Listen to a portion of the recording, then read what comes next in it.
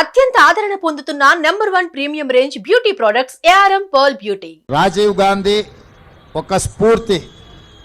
రాజీవ్ గాంధీ గారు సమూలమైన మార్పులకు, విప్లవాత్మక చైతన్యానికి వారు ఆదర్శంగా నిలబడి ఈ దేశంలో పెద్దలు భట్టి విక్రమార్క గారు చెప్పినట్టు పారిశ్రామిక విప్లవం కొంత వెనుకబడ్డ కంప్యూటర్ విప్లవంతోనే కోట్లాది మందికి ఉద్యోగ ఉపాధి అవకాశాలు వస్తాయి, భారతదేశము ప్రపంచంతో పోటీ పడుతుందని గుర్తించి 1980 దశకంలోనే ఈ దేశానికి కంప్యూటర్ని, ఈ దేశానికి సాంకేతిక నైపుణ్యాన్ని, అదేవిధంగా టెలికాం రంగాన్ని ఈ దేశానికి పరిచయం చేసిన గొప్ప స్ఫూర్తి ప్రదాత శ్రీ రాజీవ్ గాంధీ గారు.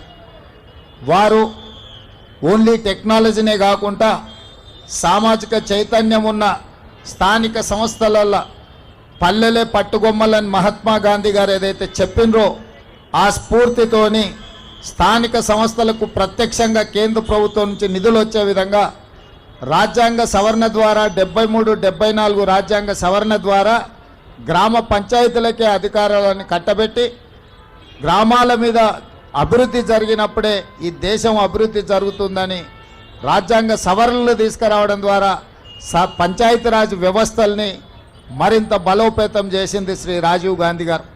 ఇదే కాకుండా కుటుంబంలోనే కాదు, రాజకీయాలలో, స్థానిక సంస్థల్లో మహిళలకు ప్రాధాన్యం ఉండాలి, సమానమైన అవకాశాలు ఉండాలి అని చెప్పి స్థానిక సంస్థలలో మహిళలకు రిజర్వేషన్లు తీసుకొచ్చి మహిళల్ని పొలిటికల్లీ ఎంపవర్ చేసింది శ్రీ రాజీవ్ గాంధీ గారు.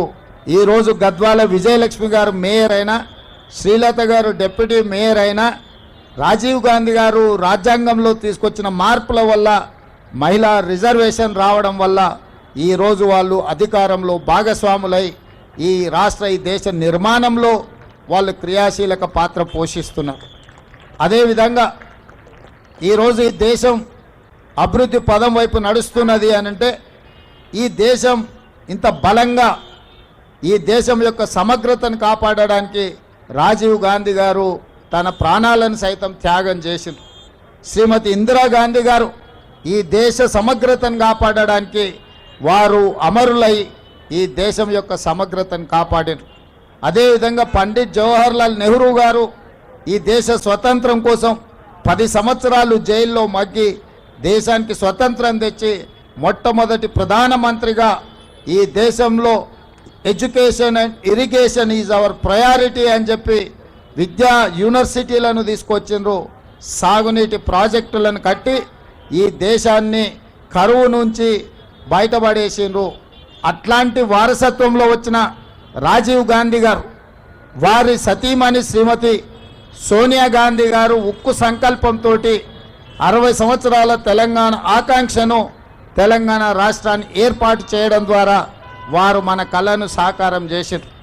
అంత గొప్ప స్ఫూర్తి ప్రదాత అయిన తెలంగాణ రాష్ట్రాన్ని ఇచ్చిన శ్రీమతి సోనియా గాంధీ గారికి భర్త, శ్రీమతి ఇందిరాగాంధీ గారికి పుత్రుడు, పండిట్ జవహర్లాల్ నెహ్రూ గారి మనమడు, ఈ దేశ ప్రధానమంత్రి రాజీవ్ గాంధీ గారి విగ్రహాన్ని సచివాలయం ముందు పెడితే కొంతమంది సన్నాసుల విగ్రహాన్ని తొలగిస్తామని ఈరోజు మాట్లాడుతున్నారు.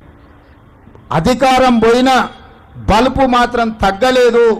నీ బలుపు అనగదీసే బాధ్యత ఇక్కడున్న మా కాంగ్రెస్ పార్టీ కార్యకర్తలు తీసుకుంటారని చెప్పి ఈ టీఆర్ఎస్ సన్నాసులకు నేను చెప్పదలుచుకున్నా. సుమన్ టీవీలో మీ పర్సనల్ అండ్ బిజినెస్ ప్రమోషన్స్ కోసం కింది నెంబర్కి కాంటాక్ట్ చేయండి.